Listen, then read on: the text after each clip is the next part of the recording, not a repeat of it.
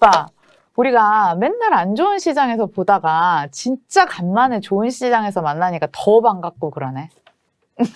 좋으면 항상 박수를 쳐. 야, 우리 인사도 안 하지 않았냐? 근데 반가워.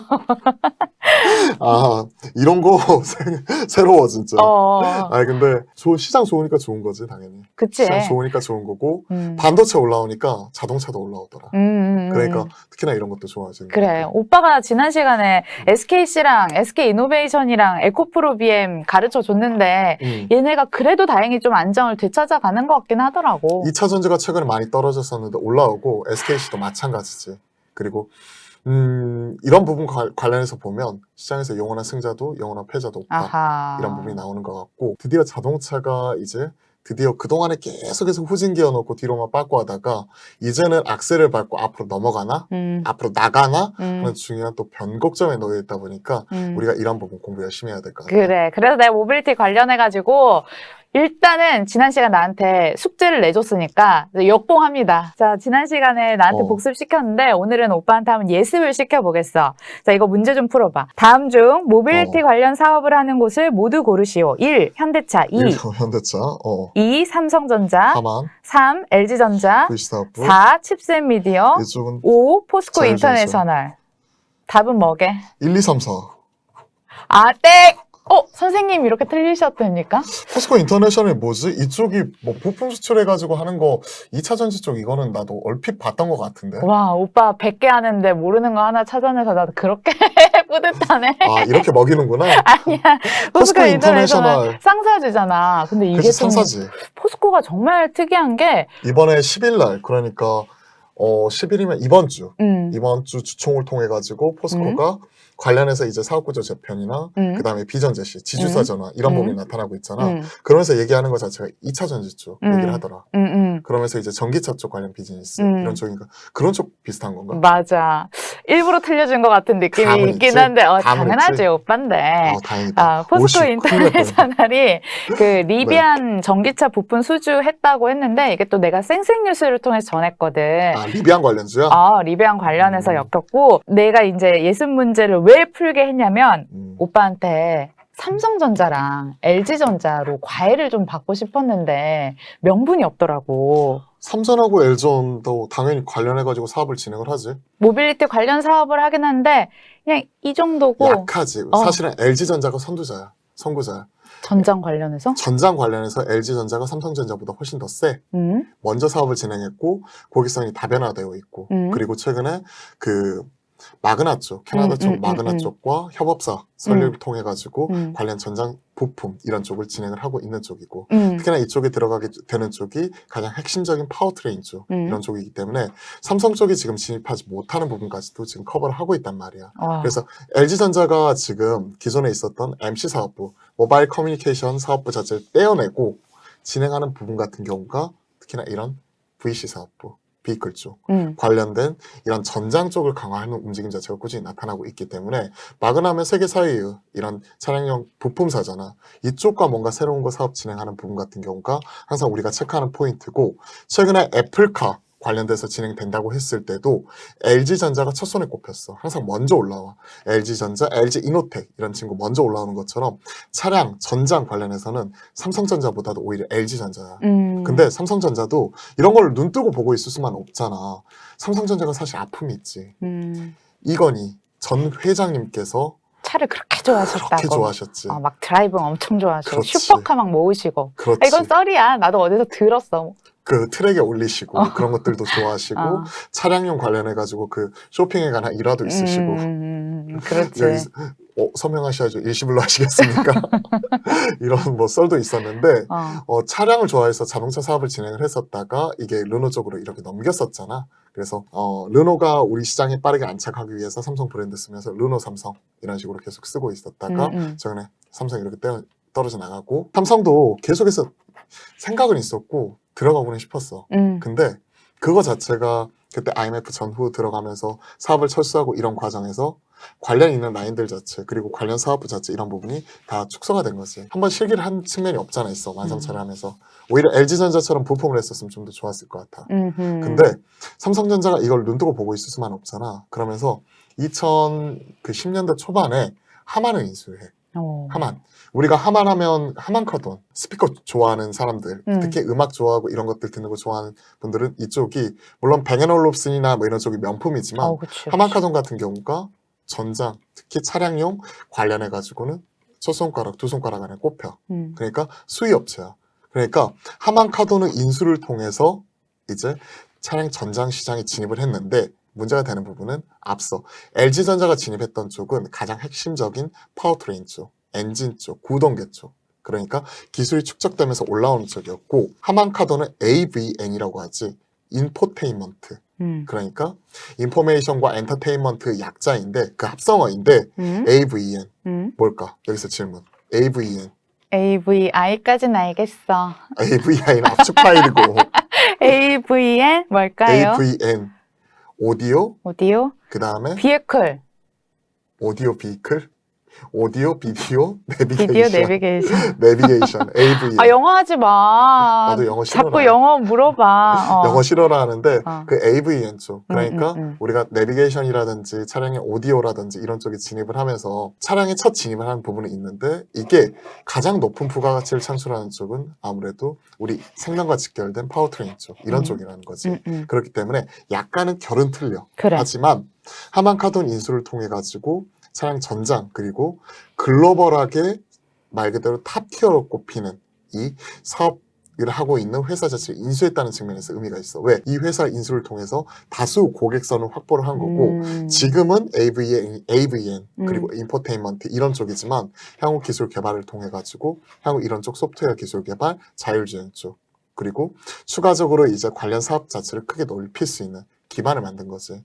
그때 당시에 그 시장에서 우스갯소리가 있었는데 그때 뭐였냐면 2011년에 기억하는지 모르겠어. 대학생이었어. 대학생. 못할 거야. 그때 당시에 차화정 장세라고 있었어. 아이 전설로 많이 들었지. 그렇지. 자동차, 화학, 정유 관련된 손잡고 걔네만 자무새 올랐다. 7공주 해가지고 손에 손잡고 올라가는 그런 장세 속에서 그때 당시에 이제 현대차가 2009년도, 8년도, 9년도에 우리가 리먼 사태, 그러니까 금융위기를 겪었고, 그걸 이제 해소하는 과정에서 10년에 한 번씩 이 파워트레인 교체 주기에 대해서 말했잖아. 그리고 나서 2009년부터 11년까지 차화정 장세 속에서 쭉 끌어올려버려. 2010년, 11년이거든, 특히. 그 절정이. 쭉 끌어올리면서 그때 돈을 많이 벌어. 그리고 나서 2011년에 하나의 선택을 하는데 그게 뭐냐면, 지금 GBC 부지. GBC부? GBC 부지. 그게 자, 뭐야? 이건 알고 GB. GBC. 미안해, 내가 발음이 구려서. 저 삼성중앙역 쪽에 그 만드는 그치, 엄청 맞지. 큰 거. 원래 거기가 무슨 부지였는지 알아? 뭐야? 한국전력 부지야. 한전 부지인데 그게 나주로 갔구나. 이게 나주로 넘어가고 GBC라고 해서 글로벌 비즈니스 센터 자체를 만들겠다. 그러면서 그때 당시에 뭐 이걸 지금 롯데월드타워가 제일 높지만 지금 뭐 108층인가 더 낮아지긴 했을 거야. 근데 그때 당시에 뭐 120층짜리 짓겠다. 뭐 이렇게 해가지고 건설을 이렇게 하는 거고 이 땅을 얼마에 샀냐면 10조 원에 사. 이거 그래서 말 많았잖아. 그렇지. GBC의 저주네 뭐네 해가지고. 그리고 잘 나가다가 사옥을 올리면 꼭 망한다더라. 차 하는 데가 왜 차 건물을 파는 올리냐. 데서 왜 부동산 투기를 하느냐. 10년 지나고 나니까 잘한 결정인가? 땅값이 그 정도 부동산 올랐을 가격 텐데 보니까. 그쪽 부지가 정망탄데 하는 생각은 가지고 있으면서도 한 가지 아쉬운 게 이런 거지. 앞서 왜 내가 하만 얘기하면서 이 얘기를 했냐면 똑같은 10조 원을 썼어. 물론 뭐 세금 포함한 이런 것들은 10조인? 현대차 선택은 사옥을 올리겠다 하면서 부동산에 10조를 쓴 현대차와 그리고 하만카돈의 인수를 통해 가지고 전장에 첫 발을 뛴 삼성전자. 삼성전자는 10조 원을 들여서 10년의 시간을 산 거지.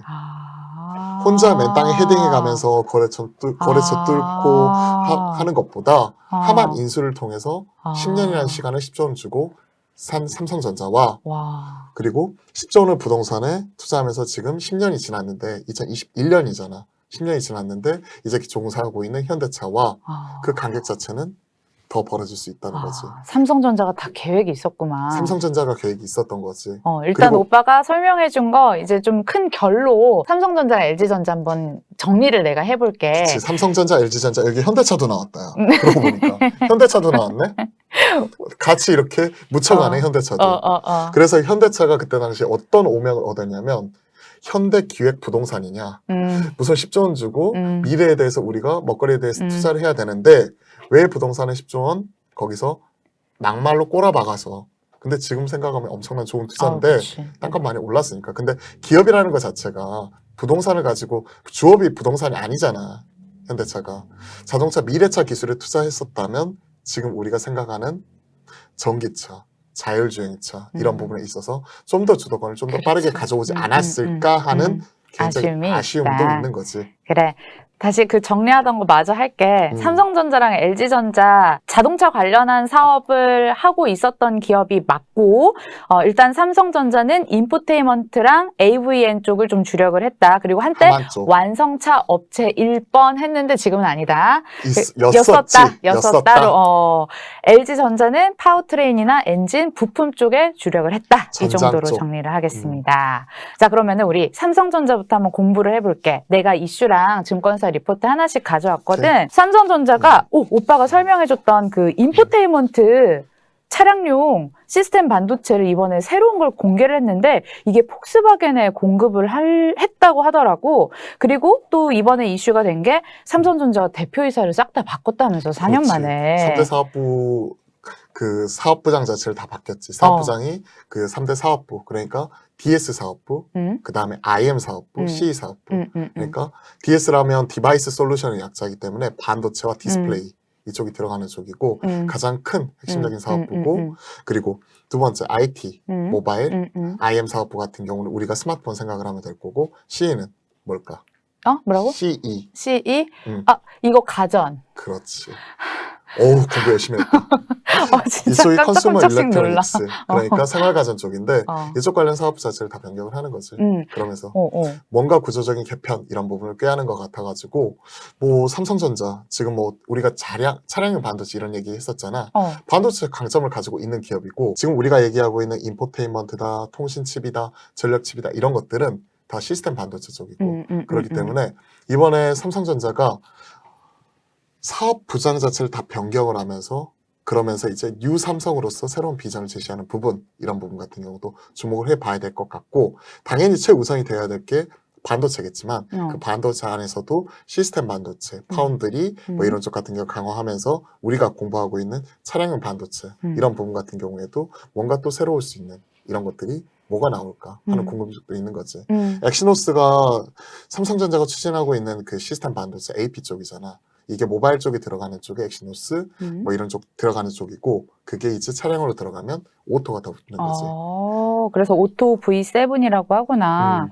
근데 오빠 나 궁금한 게 이번 인사 개편 어떻게 봤어? 물론 사람 바뀌는 게 바로바로 효과가 나타날 수는 없지만 KB증권 말처럼 정말 프리미엄을 줄만 하다고 봐?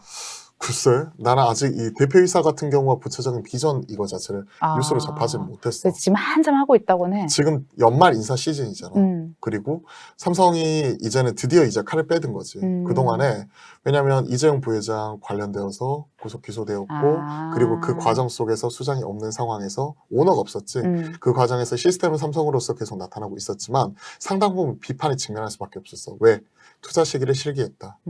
왜냐하면 미세와 공정 자체 들어가는 부분이나 파운드리 투자나 그리고 5G 관련된 네트워크 사업이라든지 등등등등 관련해가지고 실기했다는 부분이 되게 많았어. 타이밍 놓쳤다. 타이밍을 놓쳤다. SK 하이닉스보다도 떨어졌다. 그랬어? 이런 되게 비판에 직면했었던 부분을 이제 이재용 부회장이 일선에 복귀해서 이번에 미국도 다녀왔고 그리고 UAE, 아랍에미레이트도 다녀오면서 그러면서 이제 사업 구상이라든지 이런 부분 본격적인 행보에 나선 거잖아.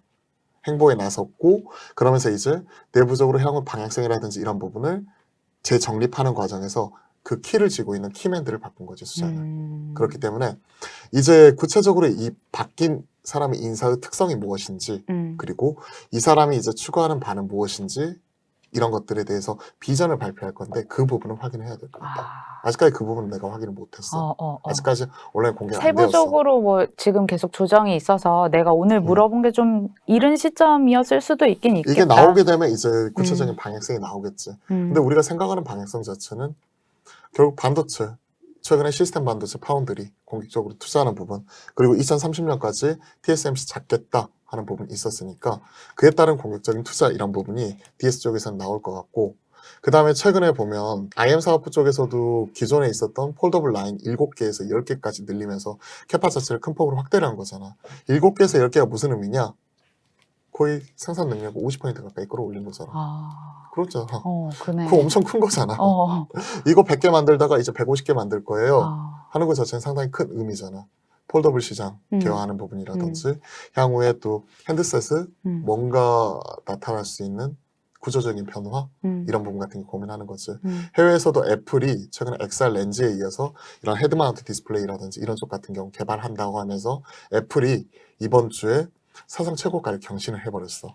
애플도 들어가고 페이스북도 들어가고 지금 구글도 하고 있고, 그리고 다수 많은 기업들 같은 경우가 이런 쪽을 하고 있는데, 뭐 메타버스 관련되어서 또 이런 핸드셋 관련된 모바일 쪽과 연결이 지어질 수 있는 이런 게 뭐가 있을까? 애플도 하고 있잖아. XR 렌즈, 그다음 헤드마운트 뭐 이런 쪽 관련되어서 이런 뭐 스마트워치 뭐 이런 것들도 있긴 하겠지만, 향후에 그런 쪽으로 삼성이 관련 사업을 좀 진행하지 않을까 하는 뭐 개인적인 뭐 이런 그 혼자만의 그 공상이라고 해야 되나? 생각? 삼성놀이. 삼성놀이 뭐 이런 부분이라든지. 아니 근데 엄청 애플도 하고 그럴싸해. 있으니까 애플도 하고 있으니까 삼성도 그런 부분 관련해서 모바일 쪽이라든지 이런 쪽도 강화하면서 따라가지 않을까. 그래. 그리고 이미 삼성 넥스트를 통해서 관련해서 사업 투자라든지 이런 부분을 꾸준히 진행을 해오고 있었고, 그리고 그 가정 관련해 가지고는 뭐 이런 뭐 어떤 혁신이 있을까? 뭐 이미 그 식세기도 너무 혁신이고. 식세계? 식세기, 식기세척기.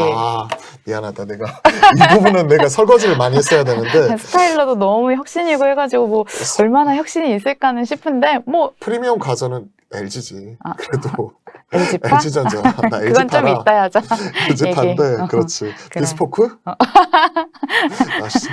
그래, 그 얘기는 나중에 하자. 약간 싸움 날 것 같은? 오케이, 알았어. 그래, 오빠 근데 이제 또 이제 우리 투자 측면에서 물어봐야 될 것 같은데 7만 전자까지는 꾸역꾸역 올라왔잖아. 다음 8만 전자 가기 위해선 진짜 잠깐만. 이것만 7만 전자까지 꾸역꾸역 올라온 게 아니라 7만 전자까지 이렇게 올라오긴 했는데 떨어졌지. 봐봐, 뿅 이런 그렇지. 느낌. 지금 7만 원대까지 떨어졌다가 이게 7만 전자가 위태위태했어. 7만 원에서 왔다 갔다 했었단 말이야. 그래서 6만 전자까지 갔다가 네가 말했던 7만 전자까지 올라왔다는 것은 한 거의 5만 전자, 6만 전자 갔다가 7만 전자 올라온 것이 아니라 7만에서 계속 왔다 갔다 했었다가 이제 7만 7천 원대까지만 이렇게 올라왔으니까 그렇게 보면 7만 전자라기보다는 이제 뭐 8만 전자, 그래. 9만 전자 빨리 봐야지. 그니까. 7만 전자까지 이제 올라왔다 하면 서운해. 그래. 정말 그럼 어떻게 표현을 해야 될까? 7만 전자까지 오셨습니다. 거의 7만 전자가 와장창 무너질 뻔했다가 아니면 살아나셨습니다. 6만 전자까지 갔다가 이제 7만 전자를 넘어서 8만 전자를 고지를 향해서 향해 가고 순항을 하고 있습니다. 이런 그렇게 하는 느낌. 게 아이고 겸손하게 표현을 했어야 되는데. 적절할 것 같아. 근데 그 8만 전자를 가기 위해서 시간이 많이 걸릴까? 아니 그렇게 오래 걸릴 것 같진 않아. 하이닉스가 밑에서 메모리 반도체 그러니까 다운 사이클이 길어질 거다. 3분기 고점으로 4분기 떨어지고 내년 1분기 떨어지고 그 다음에 뭐 3분기 4분기 떨어질 거다. 뭐 이런 제일 전망이 있었단 말이야. 두세 달 전만 하더라도. 근데 이게 내년 4분기가 저점입니다. 내년 3분기가 저점입니다. 이런 얘기 나오다가 지금 저점이 어디까지 당겨준 줄 알아? 1분기. 내년 1분기. 빨라졌네. 훨씬 빨라진 거지. 그러면 주가는 이런 부분을 선 반영하는 거잖아. 1개에서 2개 분기 최소한. 그리고 빅테크는 2개에서 3개 분기 반영을 해서 땡기는데 모바일 쪽 D램 쪽이 턴하게 되는 것은 하이퍼스케일러들 그리고 서버형 D램 관련되어서 이런 부분이 계속해서 수요가 생각보다 훨씬 더 강해. 12월만 하더라도 30% 이상 우리가 기대했던 것보다 훨씬 더 강한 모습이고 내년도에도 이런 부분이 좀 더 강화될 수 있다고 해. 미중 간의 반도체 분쟁, 미중 간의 분쟁 이런 부분이 나타나면서 반도체 재고, 축적하는 수요 자체도 계속해서 올라가는 상황이고 미국의 하이퍼스케일러라고 하는 뭐 아마존이라든지 구글이라든지 이런 대형의 데이터 센터를 쓰고 있는 대형 빅테크 플랫폼 기업들이 최근에 새로운 개념, 메타버스 나왔잖아. 메타버스 관련돼서 신규 투자라든지 이런 부분도 꾸준히 진행을 하고 있는 부분이야. 그렇기 때문에 삼성전자 입장에서는 이게 기회가 요인이 될 수 있는 거지. 왜 갑자기 하이닉스 얘기에다가 이 얘기가 나왔냐? 이쪽이 결국 서버형 D램과 연결이 되는 쪽이고 SK 하이닉스는 밑에서 9만 원까지 갔다가 지금 12만 원을 넘어섰어. 그러니까 밑에 30% 넘게 올라왔어. 35% 올라왔는데 삼성전자는 7만 원 왔다 갔다 했잖아. 그러다가 7만 7천 원 좀 후발 넘어서서 주작격으로 오를 수 있다는 이제 거네. 10% 올랐다는 거야. 하이닉스보다 물론 사업부 차이가 있지. 하이닉스야 96%가 실질적으로 이런 D램 쪽에서 나오니까 당연히 그에 따른 베타, 탄력성 자체는 좀 더 클 수 있는 거지만 얘가 35% 올라올 때 삼성전자가 10% 올라왔다. 그러면 서운하잖아. 서운하잖아. 그러니까 삼성전자 일인데, 가야지. 그치. 그러니까 지금 뭐 7만 전자 뭐 후반 해서 이제 8만 전자 가는 부분이지만 그 속도 자체가 좀 더 가팔라질 수는 있다고 생각을 해. 다만 하나의 변수는 최근에 오미크론으로 인해서 경기 성장률이라든지 경제 성장률이나 이런 부분이 좀 하향 조정이 될 수 있다. 그리고 우리나라도 10월 중순을 고점으로 해서 내년도 영업이익 전망치가 몇몇 기업들을 제외하고는 계속 하향 조정이 되고 있는 상황이야. 그런 상황에서 삼성전자가 올라갈 수 있을 것인가. 그리고 삼성전자가 올라온다는 얘기는 지수가 간다는 얘기거든. 지수가 기존의 고점을 뚫고 뭐 3200, 3300 쭉쭉쭉쭉 더 치고 올라갈 수 있을 것인가에 대해서는 의견이 많이 엇갈리고 있는 상황이야. 그렇기 때문에 삼성전자를 단순히 반도체 만드는 기업 그리고 전장도 일부 하고 있는 기업 이렇게만 보는 게 아니라 우리 한국의 국가대표예요. 한국을 지수를 대표하고 있는 인덱스 종목으로서 우리가 이렇게 생각하고 바라봐야 되는 거지. 우리가 근데 갑자기 자동차 얘기하다가 삼성전자까지 왜 튀어왔지? 내가 그냥 분야별로 사실 점검해줬으면 좋겠었고 차량용 반도체 관련해서는 얘가 하고 있는 게 조금 비중이 적기 때문에 오히려 나는 이런 얘기 더 듣고 싶었어. 자, 5글자로 삼성전자 정리해볼게. 나 지금 계속 머리 굴리고 있는데 너무 어렵거든. 일단 내가 그냥 던지면 빠를 수 있다. 그러니까 내년 1분기에 올라갈 수 있다 정도? 내년 1분기가 아니라 지금 이미 반응이 나오고 있는 거지. 내년 1분기가 저점이면 주가는 빠르게 선반영하는데 지금도 늦은 거지 사실은. 이미 내년 4분기가 저점, 3분기 저점 이런 얘기하고 있으니 그것 때문에 올 하반기 11월, 11월, 12월 들어서 움직이고 있었던 거잖아. 근데 내년 1분기라면 사실은 올해 여름부터 사실 움직였었어야지. 근데 이게 이제 당겨져서 지금 빠르게 반응이 되는 거니까 나도 가야지. 미국에서 지금 나도 가야지. 미국에서도 차량용 반도체 관련 기업들이 지금 역사적 고점 나오고 있고 온세미컨덕터라든지 관련된 기업들은 역사적 고점이 지금 뽑고 있는 상황이고 그리고 차량용 반도체는 아니지만 필라델피아 반도체 지수 같은 이런 경우도 역사적 고점을 이번 주에 경신했고 그리고 미 현물 가격 같은 경우에도 내가 이번 주 초에 체크했을 때 그러니까 엊그제 체크했을 때가 10거래일 연속해서 계속해서 올라오고 있었어. D램 현물가, 메모리 현물가가. 그런 부분을 보면 지금 우리가 생각했던 것보다 빨리 갈 수 있다. 빨리 진짜 가야지. 가야겠다. 나도 가야지 하는 모습이 같이 삼성전자 나타날 수 있다는 거지. 간절한 염원을 담아서 8만전자 빨리 갈 수 있기를 기도매매 금지. 9만전자. 10만전자. 가야지. 이 친구가 가야 동학개미가 살고 동학개미가 살아야 그래도 시장이 좀 체질이 개선이 돼. 자, 알겠어. 올해 유독 힘들었잖아. 나도 빨리 가야지 이제 가야지. 자, 이번에는 그 오빠가 LG 팬이라고 했지? LG 보도록 할게. 일단 뉴스부터 한번 전해주도록 하겠습니다. 이거 삼성 거잖아요. 삼성 LG 폰은 이제 안 만들잖아. 가전이잖아. 너 또 무슨 얘기 하나 했어? 오해하지 마라.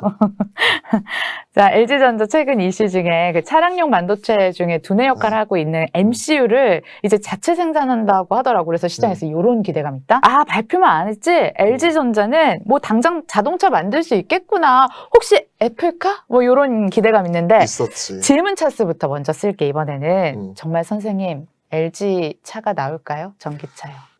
부품 쪽 이런 쪽을 하고 있기 때문에 완성 쪽으로 이렇게 바로 애플카 그리고 뭐 우리 현대차 이런 완성차 이런 쪽보다는 LG는 만약에 LG카가 나오게 된다면 그 차량용 OEM, ODM 쪽 그러니까 현대차를 그쪽에 있는 쪽에 외주를 줘가지고 생산을 한 다음에 가장 핵심적인 두뇌 역할을 하고 있는 이런 칩이라든지 이런 부분 같은 경우를 삼성으로부터 사와서 잔장 이런 것들 붙여가지고 이런 쪽으로 해서 만들 수는 있겠지. 만들 수는 있을 것 같은데 핵심적인 기술 경쟁력을 가져갈 수 있는 것 자체가 무엇이 있을까에 대해서 고민이 필요한 거지. 예를 들어서 테슬라가 지금 세계 자동차 업계에서 시가총액 1위, 전기차 관련해서 1위잖아.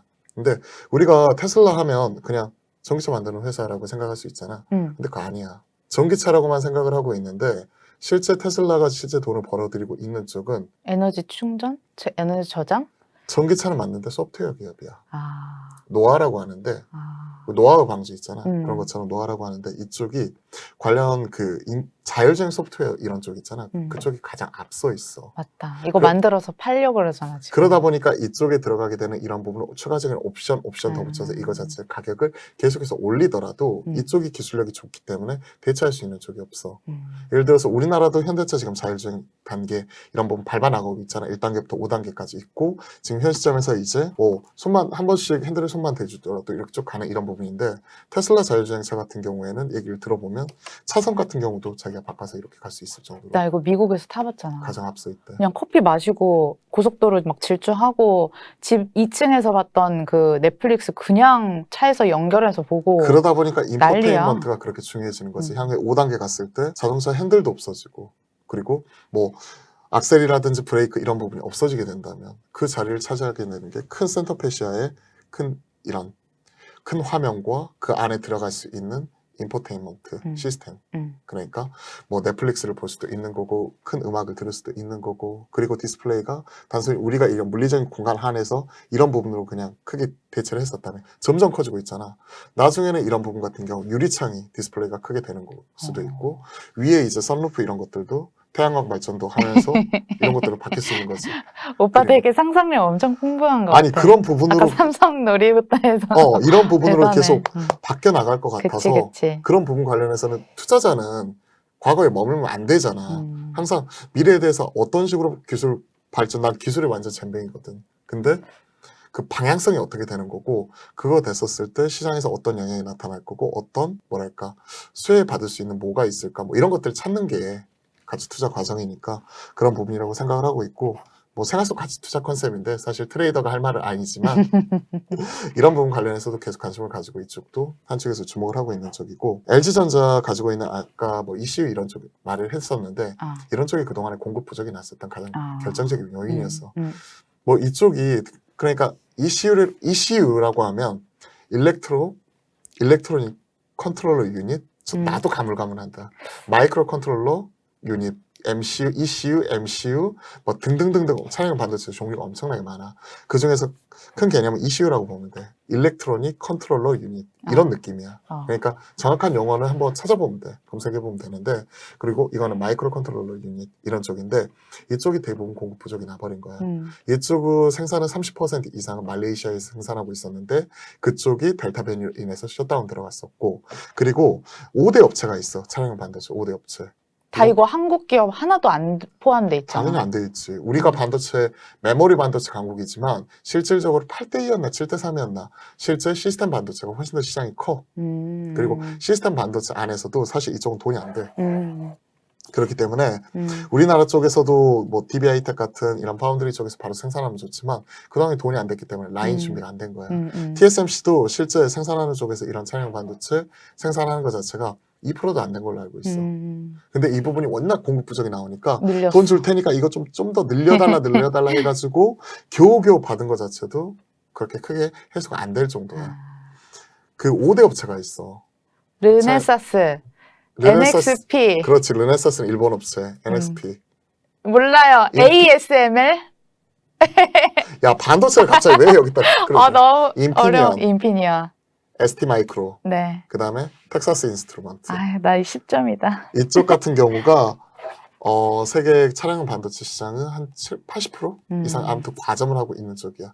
그런 쪽인데 뭐 르네사스에서 정전사태나 화재나 그리고 이쪽 후공정 그러니까 말레이시아가 후공정 단이거든. 관련해서 이쪽이 멈춰서 등등등등 말썽이 되게 많았었고 글로벌 공급망 병목 현상 이런 쪽으로 인해서 차량 반도체 자체를 차량을 생산하려면 반도체 자체를 재고를 상당 부분 가져가야 돼. 보통 이런 거 자체가 기존에 2, 3개월이었다면 최근에 이런 부분 때문에 재고를 좀 더 쌓아서 빨리 4개월에서 6개월 정도 돼야 돼 하는 그런 분위기가 형성이 되었는데 만들고 싶어도 이쪽에서 공장 불나 정전 등등등 이쪽에 말 그대로 갖고 와서 이거 해야 되는데 공급망 병목 현상으로 이쪽이 셧다운되어 있고 들어오는 것도 물동 이런 것도 차질 생겨. 그러니까 이런 자원 자체가 다 꼬여버린 거야. 그러다 보니까 차량용 반도체에 따른 재고 자체가 계속해서 재고 일수가 평균 재고 일수가 계속 축소가 되고 있었던 거지. 그걸 내가 지난 시간에 체크했었던 게 드디어 11월 들어서 우리가 맞아. 확인했던 게 재고 일수가 9개월 만에 늘어났다. 그렇기 때문에 이제 좀 풀리려나 보다에 대해서 우리가 점검을 했어요. 맞아, 맞아. 그리고 관련 차량용 반도체 관련된 기업들이 해외에서 이번 주 들어서도 신고가 가는 모습이 온세미컨덕터 뭐 이런 쪽이 나타났었고, NXP는 좀 흔들리는 모습이 나타났었지만 그래도 제갈 길 갈 것 같고 하는 모습이 지금 포착이 되고 있어서 LG전자 그리고 뭐 ECU, 뭐 MCU 이런 식으로 얘기하다가 그쪽까지 쭉 흘러 들어간 거고, 우리나라 쪽에서 MCU 쪽 이런 쪽 하고 있는 쪽에서는 어보브 반도체 어보브 이쪽이 있어. 반도체. 근데 이쪽은 맞아. 사실은 그 차량용 반도체 쪽은 아니야. 사실은 이쪽은 맨날 그 관련주로 오르던데. 가전 쪽 이런 쪽이지. 왜냐면 우리가 핸드폰에는 AP가 있고 그리고 가전 얘기했으니까 가전 쪽에서는 앞서 말했던 MCU 이런 게 있어. 그리고 컴퓨터에서 PC에서는 CPU가 있고 공통점은 다 두뇌 역할을 하는 거야. 내 두뇌가 지금 정전될라 그래. 아니, 브레인 너무 역할을 어려운 하는 얘기 쪽인데 계속해. 어떤 거냐면 그런 거야. 이 자체 이쪽에 우리가 컴퓨터 보면 CPU가 중앙 처리 장치잖아. 중앙 처리 장치고 핸드폰을 두뇌 역할을 하는 쪽은 AP라고 해. 가전 쪽이라든지 요즘에 IoT로 해가지고 사물 인터넷 다 연결하고 이런 것처럼 이런 것들도 계속 안에 뭐 디스플레이가 나오고 그 냉장고에서도 내용물 뭐 이런 것도 보여주고 인공지능 스피커 나오고 이런 쪽에 두뇌 역할을 하고 있는 쪽이 MCU 쪽이야. 그쪽의 강자가 바로 어보브 반도체. 아, 잠깐 너무 멀리 왔고 다시 LG전자 얘기로 넘어가서 LG전자가 아무튼 MCU를 생산을 한다고 한 게 이제 전장 쪽 진짜 강화하려고 하는 거겠지? 강화하려고 하는 건데 자체 칩을 가져가려고 하는 거지. 그러니까 현대차 그룹에서도 차량용 반도체 자체적으로 내재화시키겠다 하고 있는 거고, 그리고 NXP가 이번 주 들어서 흔들렸던 이유도 이런 완성차 업체들이라든지 각사들이 자기들 거 쓰는 게 아니라 나중에 다 내재화하려는 움직임 자체가 나타나고 있으니 그에 따른 불확실성으로 인해서 흔들리면서 떨어졌었던 거거든. 그러니까 자체적으로 가져가는 것 자체는 맞다고 생각을 해. 근데 말했다시피 기존에는 이거 자체가 돈이 안 됐어. 품은 되게 많이 팔리는데 돈이 안 됐기 때문에 삼성전자도 안 하는 게 아니라 선택적으로 선택과 집중, 돈 되는 쪽으로 집중을 했었던 거지. 그러니까 그런 부분을 안 했었던 거였고, 이 부분은 이제는 근데 디지털화 더 강화가 되고 차량용 반도체 그리고 이번에 글로벌 공급망 병목 현상이라든지 이런 부분을 좀 지켜보면서 내재화시킬 필요성이 있다고 느껴서 전략적인 변화 이런 부분도 계속해서 있을 수밖에 없는 거지. 그래. 그리고 리포트도 좀 빠르게 읽어볼게. 내년 전망을 좀 해놨는데 미래에셋증권 리포트야. 직콕 쪽들이 줄어들면 LG전자는 뭐 썩 반갑진 않겠지. TV 덜 팔리잖아. 내년에 글로벌 TV 시장 수요가 줄 것 같으니까 매출 감소를 우려하는 목소리가 크더라고. 그렇지만 미래에셋이 늘 푸른 소나무라고 좀 안정성을 강조하는 이유가 있었어. LCD 패널 가격 하락, OLED TV 판매 확대로 수익성이 방어가 될 거라고 보나 봐. 가격 12만 원, 그리고 목표 주가, 최근 가격은 12만 원대인데 목표 주가는 19만 원으로 썼고, 또 이것도 LG전자도 투자 전략을 안 물어볼 수가 없을 것 같은데 2022년 유망주로 LG전자 보면 어떨까? 일단은 애플카 관련해가지고는 2025년 타겟 이런 얘기하고 있고 빨라야 2024년이니까 그쪽만 기대감만을 가지고 LG전자를 보기보다는 글쎄 세트 쪽에서 얼마만큼 되돌림이 나오는지 이런 부분을 좀 봐야 될 것 같아. 왜냐하면 그동안에 코로나19 집콕 쪽 이런 부분이 늘어나면서 또 가장 큰 수혜 쪽이 이쪽이었고, 그러다 보니까 이제 LCD 그동안에 계속 우하향하고 있었던 LCD 패널 가격 자체가 올라오기 시작을 하면서 이쪽이 LG 디스플레이를 살렸거든. 근데 지금 보면 LCD 패널 가격이 하락이 나오니까 이 원가단, 그러니까 동생이 제작을 하고 있는 이 LCD 패널 가격 자체가 떨어지면 원가가 크게 줄어드는 거잖아. 그래서 세트 입장에서는 땡큐인 입장이야. 근데 그렇다고 동생을 버릴 수는 없잖아. 디스플레이 챙겨줘야 될 거 아니야. 이런 부분에 따른 고민은 필요할 것 같고, LG전자는 결국 기승전 22년도 유망주로 보려면 전장 쪽에서 뭔가 보여줘야 돼. 전장 흑자 전환 얘기 많이 나오더라. 그러니까 흑전 얘기. 그러니까 이제는 뭔가 숫자로 보여줘야 된다. 난 그렇게 생각해. 이제는 숫자를 좀 보여줘야 될 때다. MC를 접고 이제 VS 사업부. VC가 아니라 VSG. 전장 사업부. 전장의 VS 사업부. 이쪽에 지금 말 그대로 선택과 집중을 하겠다는 부분인데, 선택과 집중을 하는 모습이 22년부터는 이제 두드러지게 본격화된다면 LG전자 다코스 될 수도 있겠지. 그러니까 그동안 가전 기업으로만 계속 체크를 하다가 전장 기업으로서 새롭게 발돋움하게 되었을 경우에 밸류에이션 재평가가 나타날 수도 있다는 거잖아. 잘 하고 있고 이쪽이. 그러면 역시 5글자로 정리를 하면 바닥은 확인. 어때? 나도 그건 아니야. 주가는 모르겠어. 주가는 몰라. 교육 당했다. 참교육 당했다. 뭐라 해야지? 그러면? 이게 전장으로만 가는 게 아니니까. 주가는 몰라. 이렇게 되는 주가는 거고. 몰라.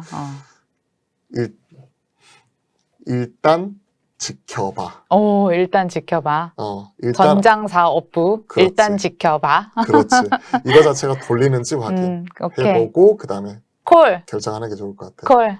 자, LG전자까지 봤고 우리 또 과외 시간이 정해져 있으니까 마지막 칩셋 미디어는 이슈만 짚어보고 그냥 질문 짧게 들어보도록 할게. 오케이. 미국 인텔 모빌아이 상장 소식에 자율주행차 관련 종목들이 이번 주 들썩였는데 칩셋 미디어가 거의 대장주격으로 그날 27%까지 급등했다가 살벌하게 또 상승 반납해서 그냥 윗꼬리가 이렇게 꼬챙이처럼 생겼더라고. 아니 칩셋 미디어랑 인텔이 원래 관련이 있었던 기업이었던가? 칩셋 미디어, 텔레칩스, 그 다음에 뭐 심지어 내비게이션, 대시캠이라고 하지. 뭐 인포뱅크 이런 애도 올랐었고 그런 쪽도 진짜 했었고. 다 뭐 생소한 애들도 올랐어. 블랙박스, 대시캠 뭐 이런 쪽 관련해서 이런 쪽 뭐 더비동이라든지 뭐 이런 쪽도 올라왔었고, 그러니까 자율주행이라는 테마가 붙었을 경우에 시장에서 반응이 나왔던 다수 기업들이 있었고 칩셋 미디어도 그 중에 하나다. 그럼 테마주야? 하나의 지금은 테마로서 봐야 돼. 칩셋 미디어가 하고 있는 쪽이 비디오 코덱 관련해가지고 강점을 가지고 있는 쪽이야. 그러니까 비디오 관련해가지고 이런 동영상을 압축하고 그 다음에 이거 자체를 풀어주고 하는 자체를 코덱 이런 부분 같은 경우에 인코딩, 디코딩 하는 쪽인데 이쪽 관련되어가지고 의뢰를 받아가지고 관련해서 이제 그 소프트웨어를 설계를 해주고 그거 자체를 이쪽이 기업에 보내면 그 기업이 이 소프트웨어를 쓰게 되면 로열티를 수출하고 거기에 대해서 이제 개발비라든지 이런 부분 관련해가지고 돈을 수출을 하고 그 다음에 향후에 이게 그 상용화 되었을 때 계속해서 로열티를 수취하는 그런 사업 구조를 가지고 있는 쪽이고 비디오 코덱이라든지 이런 쪽이 결국은 자율주행 쪽하고 연결이 될 수밖에 없는 부분이잖아. 그렇기 때문에 이런 부분이 나오는지를 봐야 되는데 아직까지는 기대감만을 가지고 움직이는 쪽이고 이쪽 모빌아이 쪽이 되게 유명한 게 인텔 자회사잖아. 그리고 내가 알기로 이쪽 같은 경우가 그 이스라엘 쪽이었나 하여튼 뭐 그쪽 뭐 있는 거 떠온 걸로 알고 있는데 관련해서 세계 최고 기술력을 가지고 있는 쪽. 그거를 인수를 했다? 떠온 쪽으로 알고 있는데 그러다 보니까 그때 당시 어디였더라? 라이다 뭐 관련해가지고 뭐 관련된 기업들 같은 경우도 같이 움직이고 이랬었었는데 참 특이하다. 여튼 코덱인데 라이다랑 같이 움직이고. 그치 자율주행이니까. 자율주행이니까. 이게 라이다가 눈이니까. 코덱은 이제 동영상 카메라로 보는 거고 라이다라든지 이런 쪽은 우리가 이제 그 레이다가 있는데 그래. 여기까지 하면 우리 오늘 집을 못 가. 적외선을 발사해가지고 다시 돌아오는 거리 이거 시간을 계산해서 우리 타임 오브 플라이트 TOF 카메라 알지 그런 것처럼 적외선 발사해갖고 돌아오는 이 자체 시간을 계산해가지고 이거 자체를 적용하는 쪽이 라이다고 레이다 쪽은 이 초음파 발사해갖고 하는 쪽인데 넘어갔지? 뭐 이런 쪽은 좀 별개로 치고 여튼 카메라 쪽이 최근에 많이 테슬라 쪽이 차용을 하고 있는 쪽이야. 그러다 보니까 차량 반도체도 많이 들어가고 차량 카메라 이런 쪽도 많이 들어가는 쪽이고 뭐 그런 부분인데 결국 이런 쪽 같은 경우에 동영상이라든지 이런 부분 같은 경우를 말 그대로 인코딩, 디코딩 해줄 수 있고 그럼 코덱이라든지 이런 부분 자체를 핵심적인 기술력을 가지고 있는 쪽 중에 하나가 칩셋 미디어다. 근데 아직까지 이런 부분이 자율주행 쪽으로 확실하게 나오게 돼 있는지 확인이 필요하고 뭐 진행을 하고는 있겠지. 연구 개발단으로 어디와 협업을 하고 있다. 이런 부분 나올지 몰라도 구체적으로 상용화되기까지는 상당 부분 시간이 필요할 것 같다. 맞아. 그 부분 때문에 아까 꼬챙이라고 얘기했던 윗꼬리가 달린 것 아닌가 라고 생각을 해. 기대감은 일단 기대감으로. 그러니까 레이다, 카메라, 뭐 자율주행, 눈 해서 이게 앞으로 뭐가 될지도 구체적으로 정해지지 않은 마당에 그거 관련해가지고 코덱 관련한 기업이다 해서 투자하는 거는 너무 간 것 같고 테마는 테마. 오, 똑똑하다. 아직은 기대감의 영역이다. 아직은 기대. 네, 그렇게 정리하도록 해요. 하면 될 것 같아. 알았어. 오늘 새 정보 진짜 찐득찐득하게 한번 봐줬는데 너무 고마워, 오빠. 찐득찐득하게 너무 길었다. 너무 아니 근데 길었다. 되게 어렵지만 이게 또 우리가 열심히 공부하면 언젠가는 또 요긴하게 써먹으면서 독해도 할 수 있는 그 정도 수준이거든. 오늘 좀 어렵긴 했지만 많이 도움이 되셨을 거라 생각을 하고 우리 시청자분들도. 갑자기 삼성전자, LG전자, 현대차 뭐 이런 얘기 나오니까 말이 너무 길어졌었던 것 같아. 아니 근데 할 말 너무 많아서 나는 각오했어 오늘. 다음에 내가 또 짧고 굵은 걸로 갖고 올게. 다음 기회에. 다음에 봐요. 안녕. 아니, 5글자로 어떻게 먹이지? 이거를. 먹이지 말고. 네, 시청자 여러분, 끝까지 시청해주신 여러분 고맙습니다. 이렇게 마감하는 거지? 수고하셨습니다.